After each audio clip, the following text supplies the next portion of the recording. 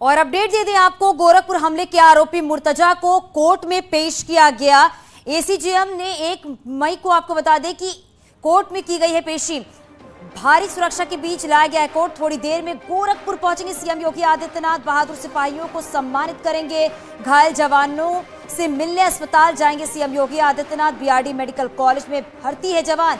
कल गोरखनाथ मंदिर में अटैक हुए थे, आपको बता दें अटैक में घायल हुए थे, तो बहादुर सिपाहियों को सम्मानित करेंगे सीएम योगी आदित्यनाथ। थोड़ी देर बाद गोरखपुर पहुंच जाएंगे और कल गोरखनाथ मंदिर में अटैक में घायल हुए थे। तो ये बड़ी खबर इस वक्त की। गोरखपुर हमले का जो आरोपी है उसे कोर्ट में पेश किया गया। मुर्तजा अब्बासी नेपाल से घुसे थे। संदिग्धों का कनेक्शन यहां पर हर एंगल से इस पूरे मामले की जांच की जा रही है और अब तक क्या कुछ हुआ है ये भी आपको बता रहे हैं। तो बड़ी खबर इस वक्त की है। थोड़ी देर के बाद सीएम योगी आदित्यनाथ पहुंच जाएंगे गोरखपुर और इस पूरे मामले में जवान घायल से मिलेंगे, उसे सम्मानित भी करेंगे। और गोरखपुर हमला, एटीएस की टीम मुंबई रवाना, ये भी अपडेट आपको दे दे। एडीजी एसटीएफ अमिताभ यश पहुंच रहे हैं गोरखपुर। मुर्तजा से मिले भड़काऊ वीडियो, जिहाद के लिए उकसाने वाले वीडियो मिले हैं। फरवरी में मुंबई से गोरखपुर लौटा था मुर्तजा से आपको बता दें कि जो मोबाइल नंबर भी मिले हैं उसकी भी जांच की जा रही है। कई लोगों से लगातार संपर्क था, आपको बता दें शनिवार को नेपाल गया था मुर्तजा। महाराजगंज के रास्ते नेपाल गया हुआ था। महाराजगंज में हथियार खरीदा था। ये अपडेट दे रहे हैं आपको। गोरखपुर मंदिर के बाहर जो अटैक हुआ है, आरोपी मुर्तजा को कोर्ट में पेश किया गया और अब इस पूरे मामले की हर एंगल से जांच की जा रही है। हमारे सहयोगी ऋषभ भी हमारे साथ जुड़ गए हैं और गोरखपुर से हमारे सहयोगी रामगोपाल भी हमारे साथ जुड़ गए हैं। रामगोपाल, सबसे पहले आपका रुख करूंगी, अभी क्या अपडेट है इस पूरे मामले को लेकर? बिल्कुल, इस वक्त अपडेट यही है कि आरोपी मुर्तजा को कोर्ट में पेश कर दिया गया है। एसीजेएम कोर्ट फर्स्ट क्या उसको पेश किया गया है और अब से कुछ ही देर में यह पता चल जाएगा कि जो जांच एजेंसियां हैं यूपी एटीएस या यूपी एसटीएफ, उसको रिमांड पे लेती हैं या फिर उसको जो है न्यायिक हिरासत में जेल भेज के अगले 1-2 दिनों में उसको फिर रिमांड पे लिया जाएगा। और जो दूसरी बड़ी अपडेट यह है कि मुख्यमंत्री योगी आदित्यनाथ अब से कुछ ही देर में गोरखपुर पहुंचने वाले हैं। जी राम, अपनी बात पूरी कीजिए आप। तो एक अपडेट यह है कि उसको 14 दिन की न्यायिक हिरासत में, बिल्कुल मुर्तजा को 14 दिन की न्यायिक हिरासत में जेल भेज दिया गया है। यह बड़ी अपडेट हमारे पास है। मुर्तजा को रिमांड पे पीएटीएस और यूपी पुलिस के जवानों ने नहीं लिया है। रामगोपाल आपके पास आ रहे हैं, ये बड़ी अपडेट आप तक पहुंचा दे। ये बड़ी जानकारी, 14 दिनों की न्यायिक हिरासत में आरोपी मुर्तजा अब्बासी को भेजा गया है क्योंकि इस पूरे मामले में जांच की जा रही है। गोरखपुर हमले का आरोपी जिसे कोर्ट में पेश किया गया, कोर्ट में पेश करने के बाद उसे 14 दिनों की न्यायिक हिरासत में भेज दिया गया है। यह अपडेट आप तक पहुंचा रहा है। मुर्तजा को न्यायिक हिरासत में भेजा गया है क्योंकि मुर्तजा के पास से जिस तरीके से कई मोबाइल नंबर्स मिले हैं उसकी भी जांच की जा रही है। कई लोगों के लगातार वो संपर्क में भी था और साथ ही साथ ये भी है कि नेपाल के रास्ते गया था मुर्तजा। आपको बता दें कि महाराजगंज के रास्ते नेपाल गया था। महाराजगंज में इसने हथियार भी खरीदा था। लेकिन अभी यह अपडेट आपको बता दें कि 14 दिन की न्यायिक हिरासत में आरोपी मुर्तजा अब्बासी को भेजा गया है। अब इसे हिरासत में ले लिया गया है, पूछताछ की जाएगी और हर एंगल से इस मामले की जांच की जा रही है। मुर्तजा के पास से लैपटॉप, पेन ड्राइव, आधार कार्ड, ये सारी चीजें मिली हैं जिसकी जांच की जा रही है। ऋषभ भी हमारे साथ बने हुए हैं। ऋषभ, अभी बड़ा अपडेट तो यही है कि मुर्तजा को 14 दिन की न्यायिक हिरासत में भेज दिया गया। अब आगे किस तरीके से कार्रवाई की जाएगी? देखिए, अभी एजेंसी से हमारी जो बात हुई है उसके मुताबिक जो शुरुआती पूछताछ हुई है, जो सबूत अभी तक एजेंसीज को मिले हैं, अब उन सबूतों के आधार पर एजेंसीज कल कोर्ट में पीसीआर जो पुलिस कस्टडी रिमांड होती है उसके लिए अर्जी देगी। मुर्तजा अब्बासी को कस्टडी रिमांड पर लेगी और इसके बाद यूपी एटीएस, एसटीएफ और जो सेंट्रल की एजेंसीज हैं वो सब मिलकर अब्बासी से पूछताछ करेंगे। यूपी एटीएस की एक टीम मुंबई के लिए रवाना हो चुकी है। मुंबई एटीएस से भी संपर्क किया गया है। मुंबई से चूंकि फरवरी में ही लौटा था अब्बासी, तो यह जानने की कोशिश की जाएगी कि क्या किसी अपने एक मकसद के तहत वो यहां लौटा था, गोरखपुर लौटने का उसका मकसद क्या था, इसको पता करने की कोशिश की जाएगी। मुंबई में वो किन लोगों के साथ उठता बैठता था, जैसा बताया जा रहा है कि उसे नौकरी से निकाला गया है, तो उसे नौकरी से क्यों निकाला गया है यह जानने की कोशिश की जाएगी। मुंबई में जो उसके संपर्क है उनसे भी पूछताछ की जाएगी और उनसे भी कुछ सबूत जरूर जुटाए जाएंगे। अभी हाल ही में जो पता चला है कि शनिवार को यह महाराजगंज के रास्ते नेपाल गया था और लौटते वक्त रविवार में इसने महाराजगंज से ही धारदार हथियार खरीदा है, जिससे इस पूरी वारदात को अंजाम दिया गया है। अब एजेंसीज ये जानने में लगी हुई हैं कि आखिरकार किसके इशारे पर यह गया था नेपाल, वहां पर किन लोगों से मिला है, और इसके जो पेन ड्राइव है उसमें तमाम भड़काऊ वीडियोस मिले हैं। इस तरह के वीडियोस मिले हैं जैसा दिखाया जाता है आतंकी तमाम बेगुनाह लोगों के गले रेत रहे हैं। आमतौर पे ये वीडियो इसलिए भी दिखाया जाता है जिसका ब्रेन वॉश करना होता है, उसको इस तरह के वीडियो दिखाए जाते हैं ताकि वो अपना दिल मजबूत कर ले और आगे आतंकी घटना को अंजाम दे सके। यह दिखाया जाता है कि किस तरह से धर्म विशेष के लोगों को प्रताड़ित किया जा रहा है दुनिया के अलग अलग हिस्सों में। वो कश्मीर से संबंधित कुछ वीडियो इसके लैपटॉप में मिले हैं, इसकी पेन ड्राइव में मिले हैं, कुछ अफगानिस्तान के वीडियो मिले हैं, सीरिया के वीडियो मिले हैं।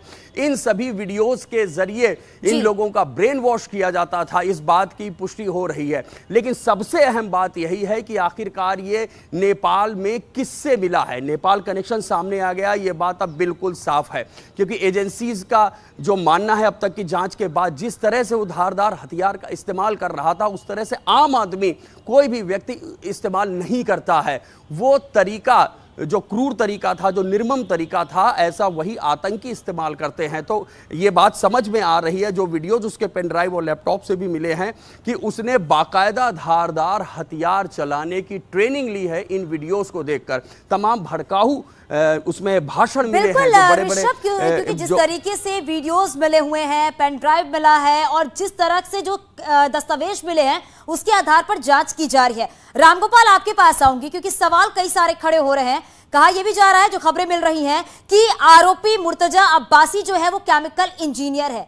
साथ में यह भी बात सामने आ रही है वो डिप्रेशन में था। अगर वो डिप्रेशन में था तो जो उसके पास से दस्तावेज बरामद किए, जो सबूत मिले हैं, वो किस ओर इशारा कर रहे हैं? हालांकि यह भी कहा जा रहा है कि आतंकी साजिश के तहत ही ये यहां पर पहुंचा हुआ था।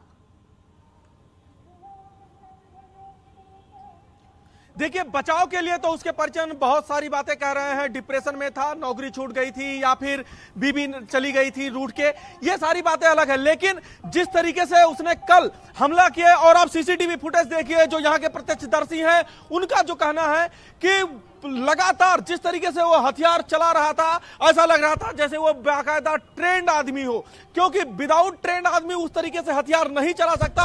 और 14 सेकंड के अंदर आप देखिए सीसीटीवी में कि किस तरीके से 14 सेकंड के अंदर वो कई हमले, ताबड़तोड़ हमले उसमें कर देता है।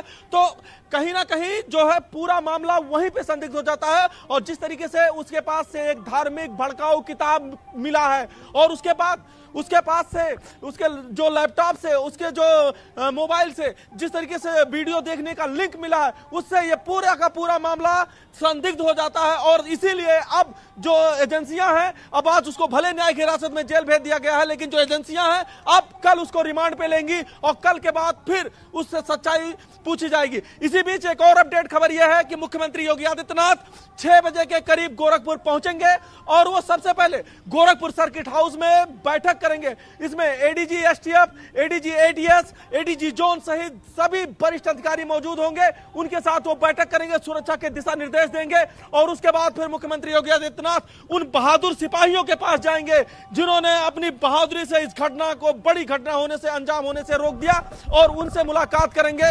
उनसे मुलाकात के बाद उनको 5-5 लाख रुपए का जो ऐलान आज किया गया है चेक का, वहीं पे मुख्यमंत्री योगी आदित्यनाथ उन बहादुर सिपाहियों को सौंपेंगे। और फिर जहां पे मैं मौजूद हूं, इस बीआरडी मेडिकल, इस गोरक्षनाथ मंदिर में वो आएंगे, और यहां पे भी ऐसी संभावना जताई जा रही है कि जो मेन गेट पे हमला हुआ था वहां का निरीक्षण कर सकते हैं। इनर गार्ड, ये जो सेकंड लेयर की गार्डन है, यहां का निरीक्षण कर सकते हैं, इनर गार्डन का निरीक्षण कर सकते हैं, मंदिर की सुरक्षा व्यवस्था का निरीक्षण कर सकते हैं। तो कुछ इस तरीके से मुख्यमंत्री अब से कुछ ही देर में आएंगे और उनका भी एक्शन चालू हो जाएगा। लेकिन जिस तरीके से बहादुर सिपाहियों को, रामगोपाल, सवाल ये भी खड़े होते हैं, गोरखनाथ मंदिर के बाहर का जो वीडियो सामने आया है, क्योंकि गोरखनाथ मंदिर के बाहर सुरक्षा व्यवस्था इतनी चाक चौबंद होती है कि जिससे कि कह सकते हैं परिंदा भी पर नहीं मार सकता, और इस वीडियो में देखा जा सकता है जिस तरीके से आरोपी मुर्तजा ने अटैक किया, हमला किया, इससे पहले कहीं ना कहीं ये कहा जा सकता है कि रेकी करने के बाद इस तरीके से अटैक किया गया आरोपी मुर्तजा की तरफ से।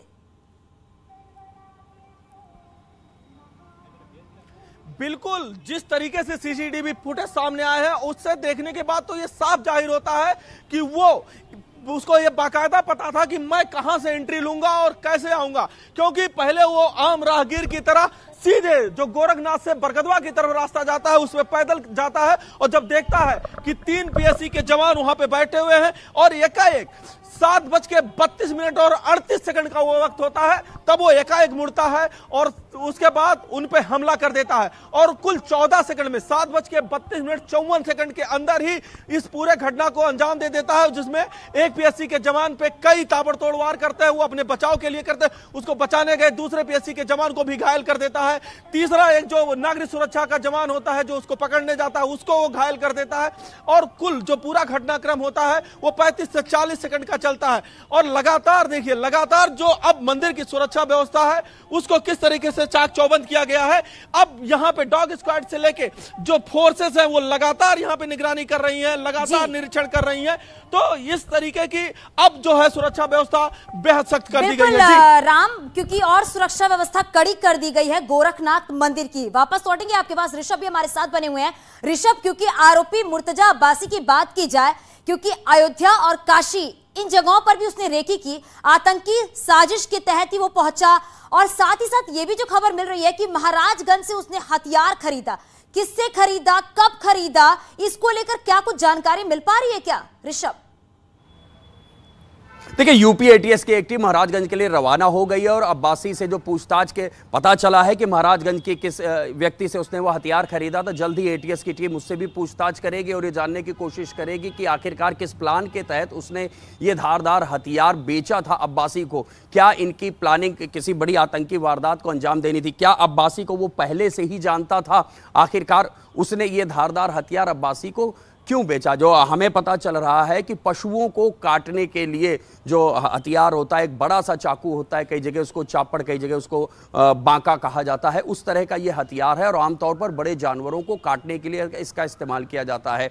ये हथियार अब्बासी ने उस दुकानदार से खरीदा है। अब एटीएस ये जानने की कोशिश कर रही है कि इन दोनों के बीच में पहले का कोई संबंध है या नहीं है।